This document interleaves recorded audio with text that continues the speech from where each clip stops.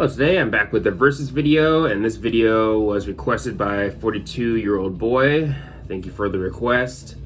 But yeah, we are back with the Korn versus Slipknot type of Versus video. So the albums we'll be doing this time are Requiem by Korn and The End So Far by Slipknot. So yeah, let's first talk about Requiem by Korn. So yeah, this album came out earlier in the year of 2022, so last year, and when it came out, I thought it was a pretty solid album. I didn't think it was as good as the Nothing or Serenity is Suffering, but I still thought it was a pretty good album. And yeah, I did re-listen to some of the songs on here, and I'm definitely glad I did. And yeah, overall, I still think it's a pretty good album. I do still stand by the fact that I do think it's not as good as the Nothing or Serenity is Suffering, but still, another fairly solid Korn album. But something you do notice with this album is that it's probably one of their shortest albums. I mean, this time you only get 9 songs instead of like 11 or 12 or 13 or anything like that. But yeah, with this album, my favorite song on here is probably Let the Dark Do the Rest. And I believe when I saw them live last year, they did perform that song. I believe they did, I think. But yeah, they performed that one and Start the Healing, which was, of course, the first single off the album. And yeah, I think Start the Healing is a fairly solid single for Korn. I definitely enjoy Jonathan Davis' singing in that song. But yeah, overall, probably one of my favorites on the album. And then you also have Lost in the Grandeur, which is probably another highlight for me on the album. There are really only 2 songs on here that I think are somewhat kind of weak, but still okay songs. Those songs being Disconnect and My Confession. My Confession has always been my least favorite on the album, but I still think it's at least decent.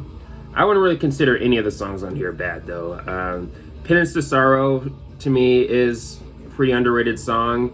Sure, maybe not one of their more unique songs. I mean, it still sounds like pretty much standard Korn, but at the same time, I do think that song is kind of underrated. I seem to enjoy that song more than some people, but still, probably one of my favorites on the album, actually.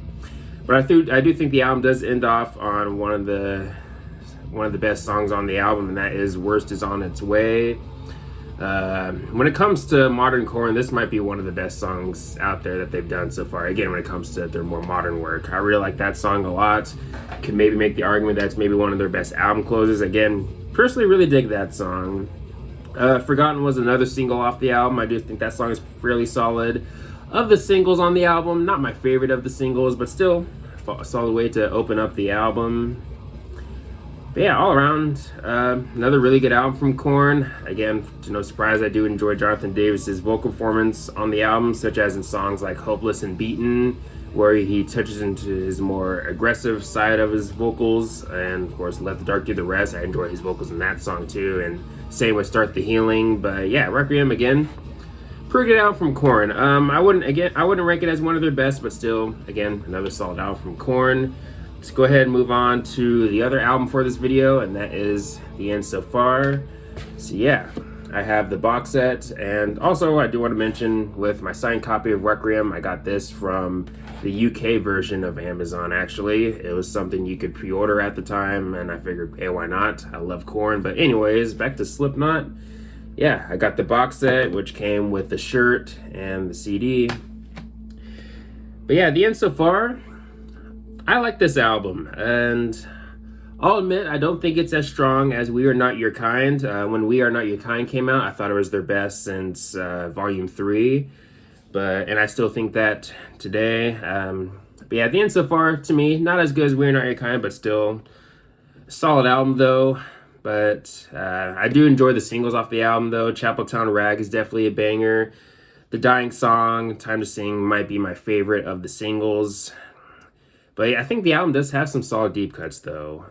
Like Medicine for the Dead, which is one of the more experimental, one of the more different sounding songs on the album, but I still really like that song, especially. To me, also has one of the best choruses on the album.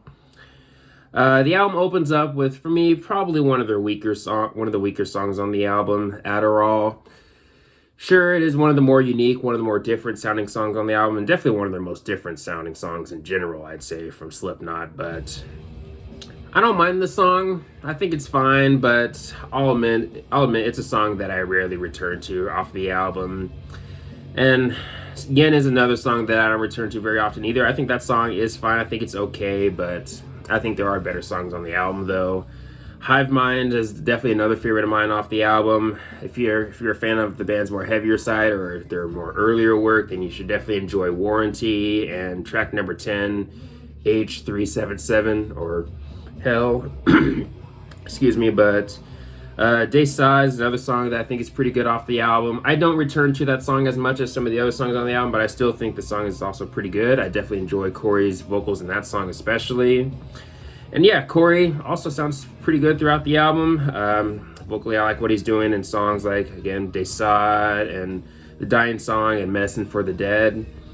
But the album does have a few skips for me. There isn't really any songs on here that I would say are straight up bad, but still, there are, again, a few songs on here that I would say are at least somewhat skippable. Wouldn't say filler, but again, skippable. Heirloom has always been one of my least favorites on the album, but I think it's okay, but for me, one of the more skippable songs. And I'd probably say the same thing for, honestly, the album closer finale. I like the song, but don't love it. Acidic, which kind of an interesting song, not as fast as some of the other songs on the album, but still a fairly solid song. But for me, a song that I do skip more often than some of the other songs on the album. But yeah, all around, I do like this album. Don't love the album. I wouldn't say it's their worst though. I do probably like this album more than Gray Chapter and maybe All Hope Is Gone. I'm still thinking about that, but that's a big maybe though. But still, a solid album from Slipknot, I'd say.